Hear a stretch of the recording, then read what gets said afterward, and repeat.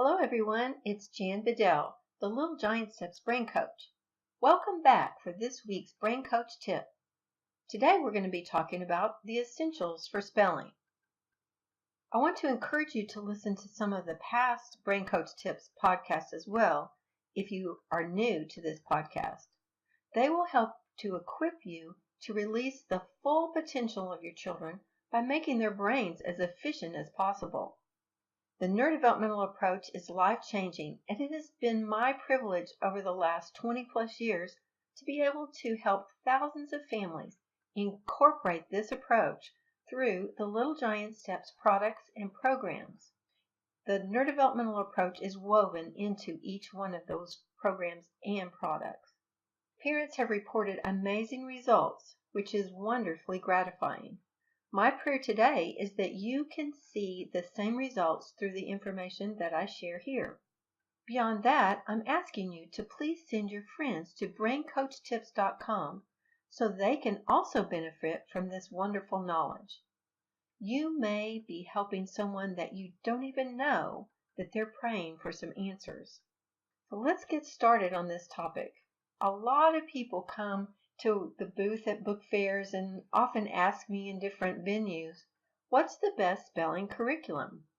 I have to hesitate and really pause for a long time because I believe spelling should be a natural occurrence if all of the prerequisites are met. In other words, if the foundation of the brain in all the areas that aid spelling are working, it just naturally occurs. What do I mean by prerequisites? This is the foundation that is laid with all the required skills to spell well.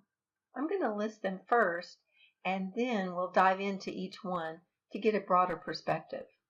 The first, and maybe one of the most important ones, is the child should be a good reader. When they see words often and experience them with frequency, intensity, and duration, and if you don't know what I mean by that, frequency, intensity, and duration, I'm going to refer you to podcast number 3, How to Teach Anything. It can get you an understanding of that concept. So reading is number 1, and number 2 is the ability to visualize, and that's the ability to see in pictures. The third skill that has to be there is to have a good ability to visually discriminate, see the difference between things. So let's broaden our understanding about being a good reader in relationship to spelling.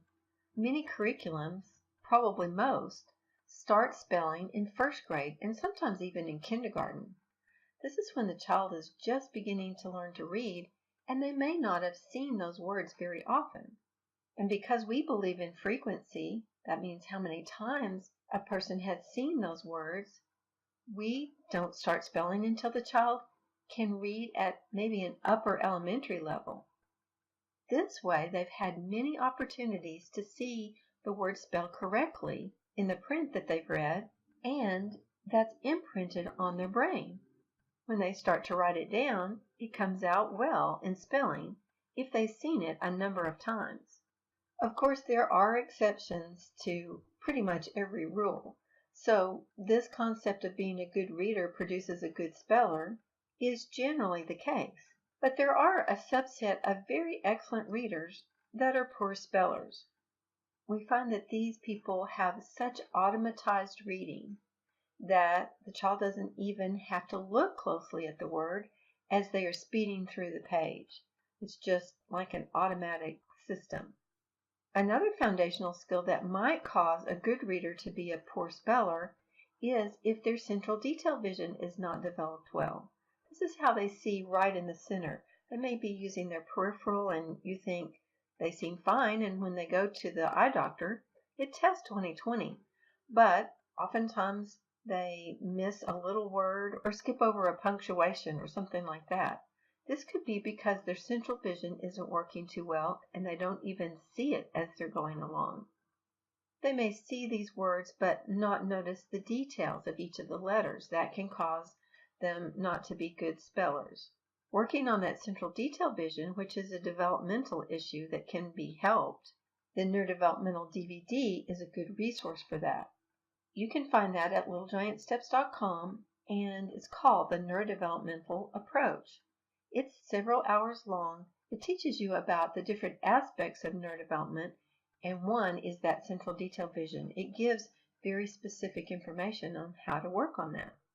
Now, the second thing we mentioned was visualizing. Sometimes this has kind of a negative connotation. People think of visualizing world peace and things like that. What we're really talking about here is the ability to see in pictures. Why is this important? Let me ask you this. Have you ever written down a word and you thought to yourself, that doesn't look right? Why do you do that? Well, it's because that word that you wrote doesn't match the picture that you have in your head. Now, if you don't see in pictures or visualize, then you just write things, and oftentimes it's phonetic and you don't even realize it's misspelled.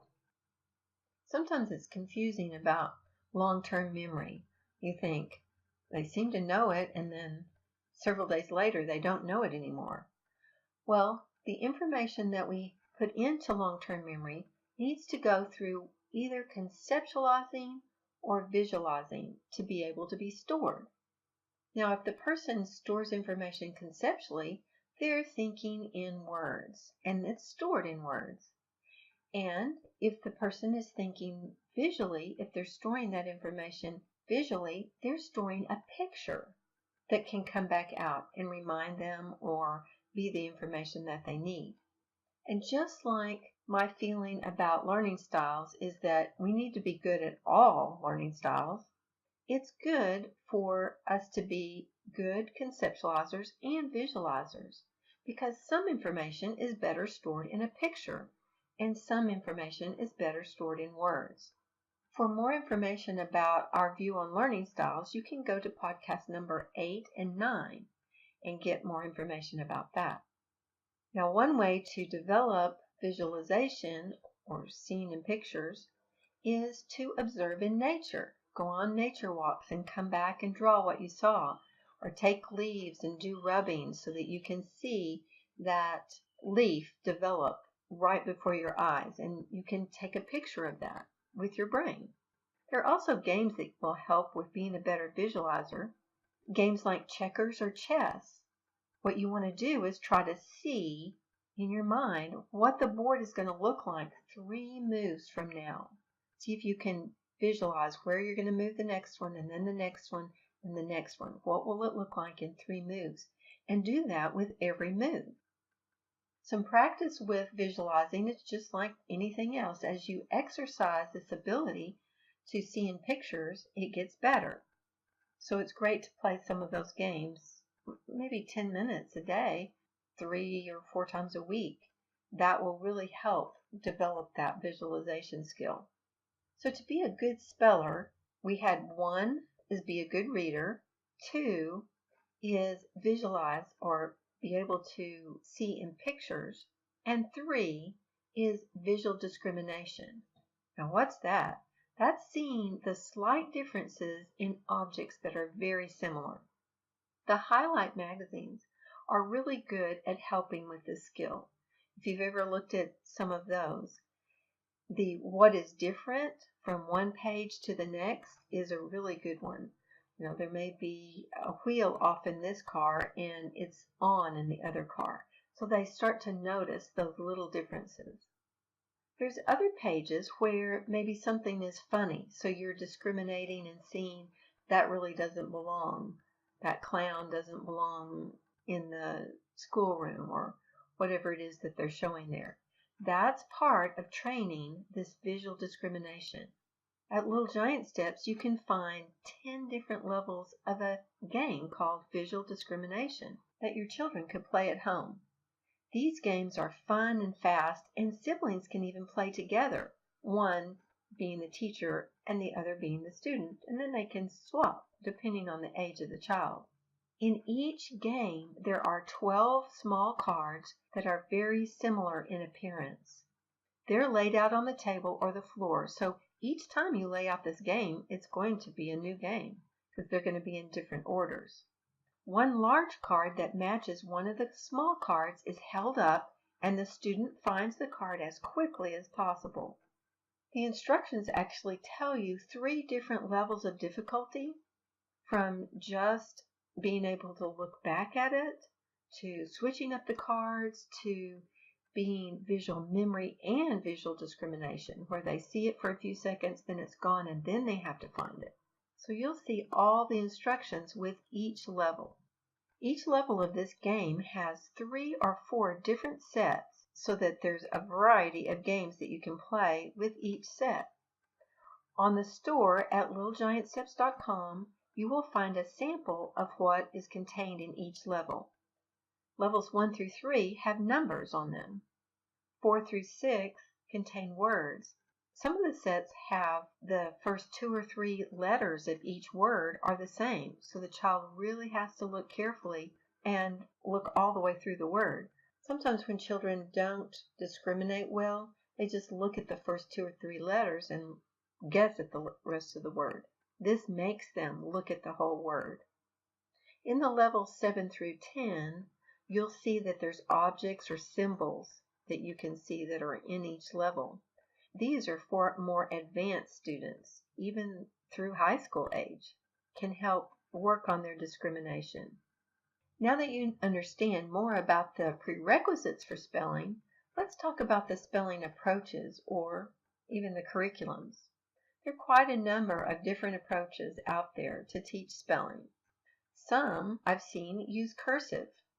In my opinion, this is really counterproductive, as we don't visualize our words in cursive because we're visualizing more of how they're written in the text.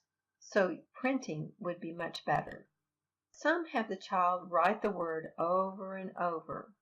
I've found as children tire of writing or get distracted, they might start writing it incorrectly, and then they're practicing the wrong thing or reinforcing the wrong spelling. This can be very bad because they need like 21 more exposures to get it right, and if they've written it 10 times wrong, this can really cause an issue. Some approaches use all types of activities that they have to do with each set of words, like crossword puzzles or word searches and the like. That seems like busy work to me and takes a long time and often is not very productive. Some approaches use phonics to teach spelling, but if the child's auditory processing is low, the child will have trouble remembering all the rules and holding all those pieces together of each one of the sounds to spell it correctly. If you don't know what I mean by low auditory processing, I want to refer you to podcast number 3. It's called The Best Kept Secret in Education, Auditory Processing, and you'll get a better understanding of how those pieces have to be held together efficiently to really read with phonics. The other challenge, in my opinion, for a phonics-based approach to spelling is that there are so many irregularities or words that break the rules. And besides that, there are many ways to spell a particular sound. A child, if dictated the word boat, could write B-O-T-E, which would be phonetically correct. Or what would stop her from spelling her, H-U-R? Unless you've read that word and you know how to spell it correctly, you do whatever sound sounds right, and visually it's not the right spelling. Going back to being a good reader, after seeing her, H-E-R, written for many years, you just wouldn't consider a phonetic way of spelling it with a U, because you've got that picture in your head. In contrast to all these other spelling approaches that I've just outlined, getting the child's reading level up and their foundational skills of visualization and visual discrimination will really make spelling easier. The best technique for spelling after the foundation is laid for good reading, visualizing, and discriminating is to give quick, targeted input with frequency, that's often, to get the word imprinted on the child's mind's eye. One thing I want to encourage you with is don't let the child spell it wrong. With the spelling flash activity that we created, this inputting visually and imprinting that word is the basis for the spelling flash activity that you can get at littlegiantsteps.com. I thought that it would be nice for me to provide a little taste of what our clients get when they are involved in one of our programs. Each activity that we suggest for a family is placed on a web training site and is handled much the same way as we're going to make this available. With each activity, there are instructions. In this case, the detailed instructions are on a handout that is downloaded to you when you order it. Included with Spelling Flash is a template page to create your own list if you want to print the words out. There's a video that explains how to do the Spelling Flash, and then you see an actual demonstration of how it looks when someone is working with a child. I've recently enhanced the technique that we've been using for Spelling Flash for our clients for many years. You can get this download for only $2.99. Go straight to littlegiantsteps.com and go to the store. Just look for Spelling Flash and you will be able to get it from there. I think it would be really encouraged that you can just spend less than 10 minutes, probably less than 5, each day building spelling skills and not do all kinds of laborious, time-consuming things that your children tend to give you a lot of guff about. The skills that we've talked about here are very important for spelling and reading and putting things into your long-term memory. But I want to also encourage you to listen to more of the podcasts and consider owning the Neurodevelopmental Approach DVD to cover all the bases of the fundamental brain functions that everyone needs. So more than just spelling is moving in a positive direction for your children.